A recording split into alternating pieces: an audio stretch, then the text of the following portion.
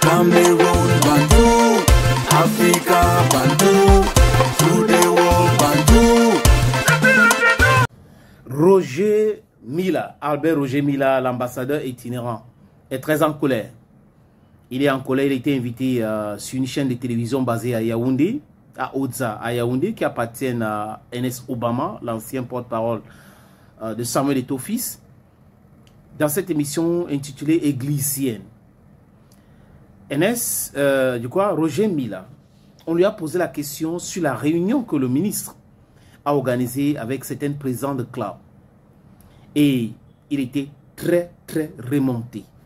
Roger Mila ne comprenait pas pourquoi et comment le ministre peut organiser une réunion comme ça avec les présidents de club. C'est du jamais vu. Du mémoire de Roger Mila, grand acteur, une légende de football africaine et mondiale, il n'avait jamais vu ça auparavant.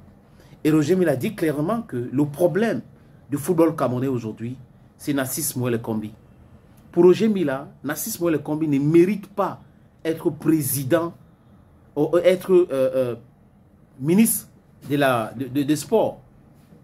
Oui, des amis, c'est sur quelle base juridique que M. Ngongo a demandé à M. Narcisse Mouele Kombi de convoquer les acteurs de football pour les écouter. Parce qu'il y a un groupuscule de personnes qui ont les entrées à la présidence, qui ont écrit à la présidence, qui ont des problèmes.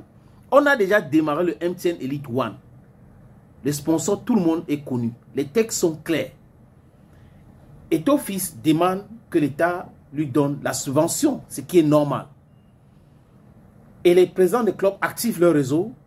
Et pendant que le Premier ministre est en train de demander de verser l'argent dans le compte de la fédération pour le football local, M. Ngongo est en train d'écrire à Narcisse Mouele Kombi de convoquer les présidents des clubs et tous les acteurs.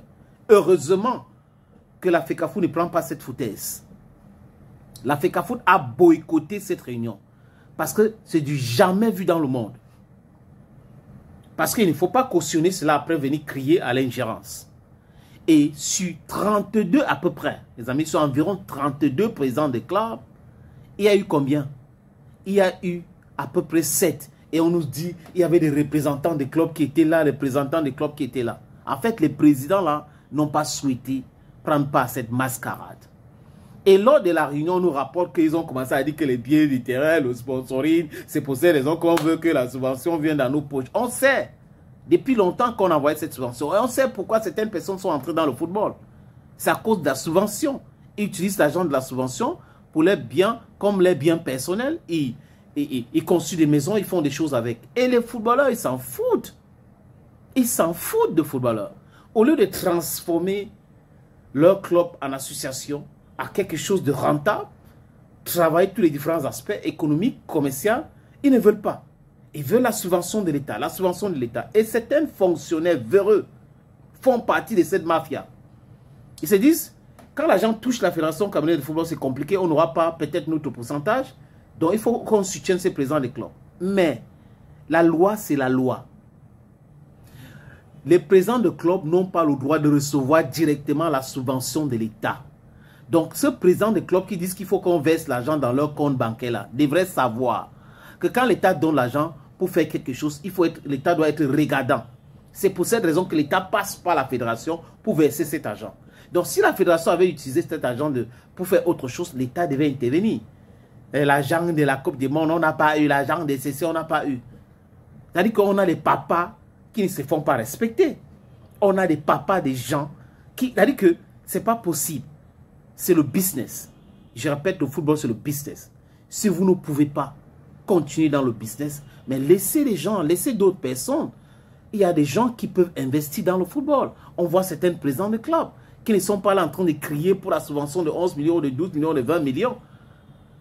Ils ont importé la veste, on dit que telle personne maîtrise le football. Et on a des journalistes choisis qui écrivent la même chose. Donc les mêmes journalistes qui émargent 100 000 à la fédération, c'est les mêmes gens qui font le narratif, qui font le storytelling de ce qui s'est passé au ministère.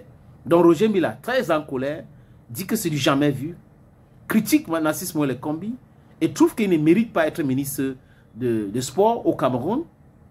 Il dit encore que les problèmes que les fédérations ont au Cameroun aujourd'hui, c'est le fait de Narcisse Mouele Kombi.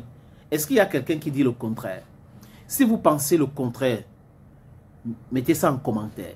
Avec des éléments. Parce qu'il ne faut pas venir raconter de n'importe quoi.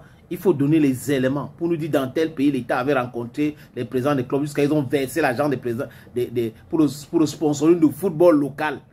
Hein, dans les comptes des présidents des clubs. Jamais vu au Cameroun. Thank you, friends, and bye-bye.